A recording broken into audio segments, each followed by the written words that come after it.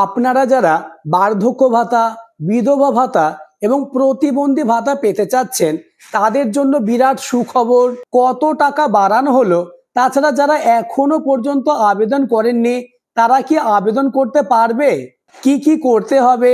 Online না অফলাইনে এখন আবেদন হচ্ছে? আপনার অ্যাকাউন্টে কবে টাকা ঢুকবে? সমস্ত কিছু বিস্তারিত আলোচনা করব। তাই ভিডিওটি প্রথম থেকে শেষ পর্যন্ত দেখুন এবং চ্যানেলে নতুন হয়ে থাকলে চ্যানেলটিকে সাবস্ক্রাইব করে দিন। তাছাড়া ভিডিওটি শেয়ার করে অপরকে দেখার সুযোগ করে দিন। আপনাদের অনেকের মনে গুরুত্বপূর্ণ তিনটে প্রশ্ন রয়েছে, যেমন নাম্বার 1, ভাতার পরিমাণ কি ১,৫০০ টাকা না ২,০০০ টাকা? নাম্বার 2, জয় বাংলা পোর্টাল কি বন্ধ? নতুন করে কি আবেদন করা যাবে বা নতুন করে কি আবেদন শুরু হয়েছে?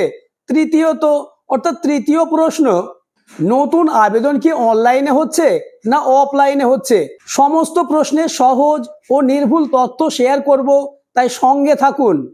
প্রথম প্রশ্নের উত্তর, অনেক গুজব শোনা যাচ্ছে যে এবার বার্ধক্য ভাতা, বিধবা ভাতা বা প্রতিবন্ধী ভাতার পরিমাণ ২,০০০ টাকা করা হয়েছে, কিন্তু এটি সম্পূর্ণ ভুল তথ্য বা গুজব রটানো হয়েছে।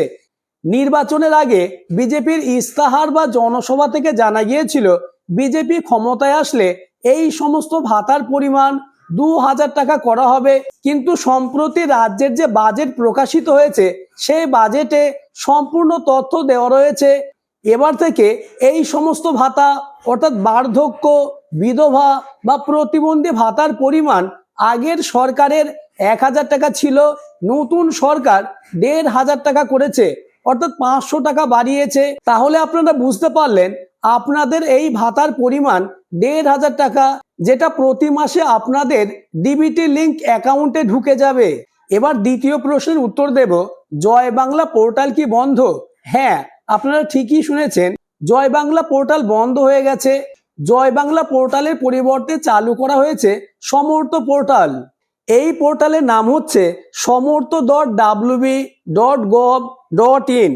পুরনো পোর্টাল থেকে সমস্ত তথ্য স্বয়ংক্রিয়ভাবে নতুন পোর্টালে ট্রান্সফার করা হয়েছে।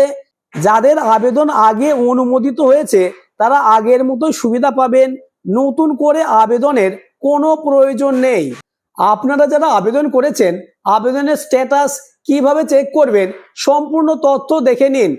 আপনাদের ফোনের যে কোনো ব্রাউজার ওপেন করুন এবং সার্চ বটনে সার্চ করুন SAMARTH সমর্থ.wb.gov.in।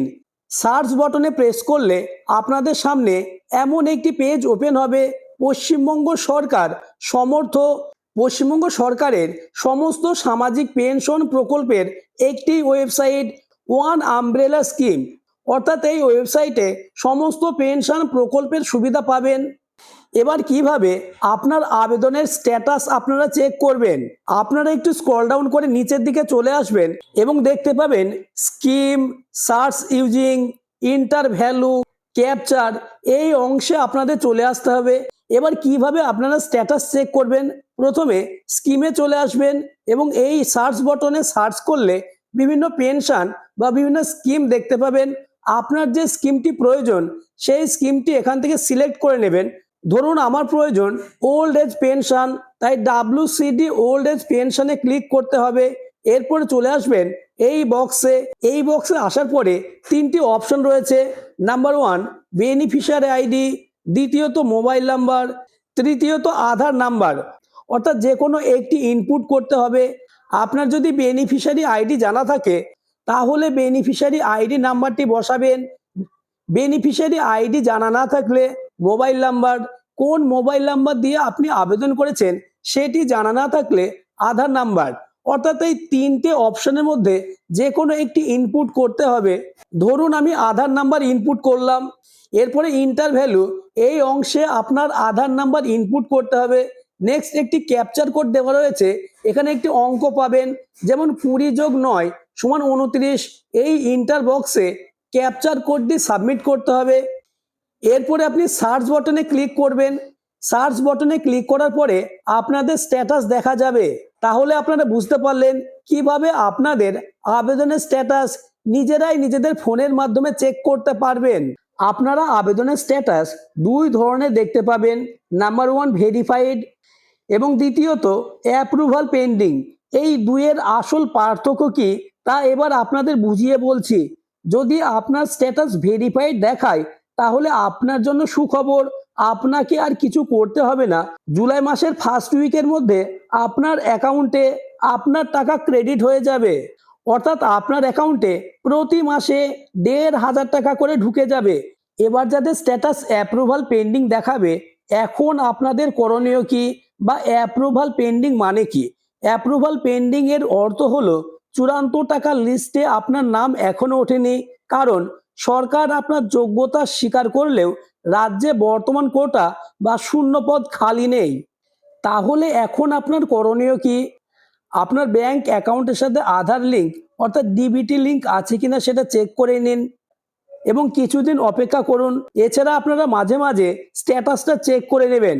তাছাড়াও আপনার অ্যাকাউন্টে টাকা ক্রেডিট না হলে আপনি অতি সত্বর আপনার প্রয়োজনীয় ডকুমেন্টস নিয়ে স্থানীয় অফিসে যোগাযোগ করুন।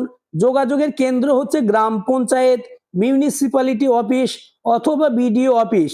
যারা নতুন আবেদন করতে চাইছেন তাদের জন্য বলে রাখি, এখনো পর্যন্ত অনলাইনে এই প্রকল্পের কোনো আবেদন হচ্ছে না, তবে অফলাইনে আবেদন হচ্ছে।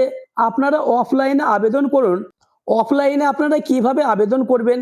আপনাদের নিকটবর্তী স্থানীয় পঞ্চায়েত, বিডিও অফিস বা মিউনিসিপ্যালিটি গিয়ে ফর্ম সংগ্রহ করুন এবং সেই ফর্ম নির্ভুলভাবে ফিল আপ করে জমা করুন। তাহলে আপনি এই প্রকল্পের মাসিক ১,৫০০ টাকা করে ভাতা পেতে পারবেন। আজকের আলোচনা এখানে শেষ করছি। আলোচনাটি আপনাদের উপকারে আসলে এবং ভিডিওটি ভালো লাগলে একটি লাইক করে দেবেন এবং চ্যানেলে নতুন হয়ে থাকলে চ্যানেলটিকে সাবস্ক্রাইব করে দেবেন।